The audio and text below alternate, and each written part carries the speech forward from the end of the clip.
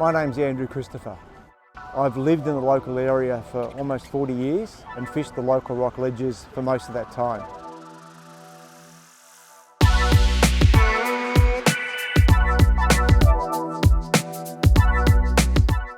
The first thing you need to do is to check the charts and check the tides and check the conditions. It's vitally important. Before you even turn up on the beach or the rocks, get online, check what the weather conditions are doing and check the tides, because every spot is highly dependent on those factors. Life jackets are an essential safety item for rock fishing. There are some rock ledges in the Randwick area where there's a requirement to wear life jackets at all times. So long as they conform with 50S requirements and Australian standard 4758 or the equivalent international standard, they're safe to wear.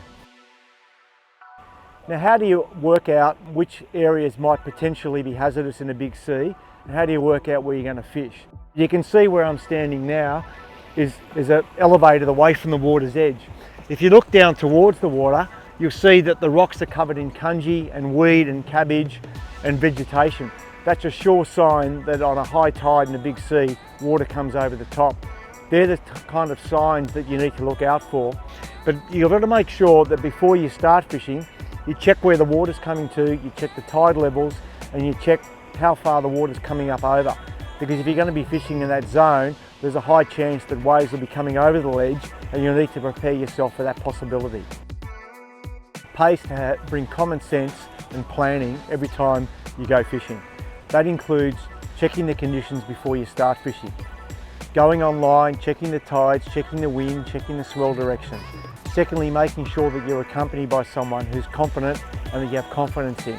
Thirdly, wearing appropriate clothing. Make sure you wear a life jacket that's rated 50S minimum at all times.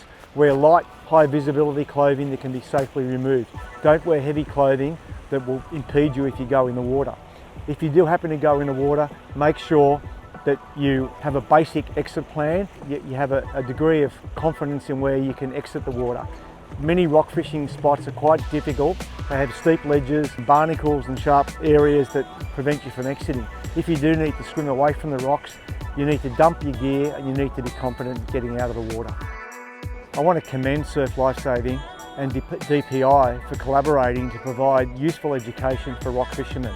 There's a wealth of information out there. Make sure you avail yourself of it before you start rock fishing.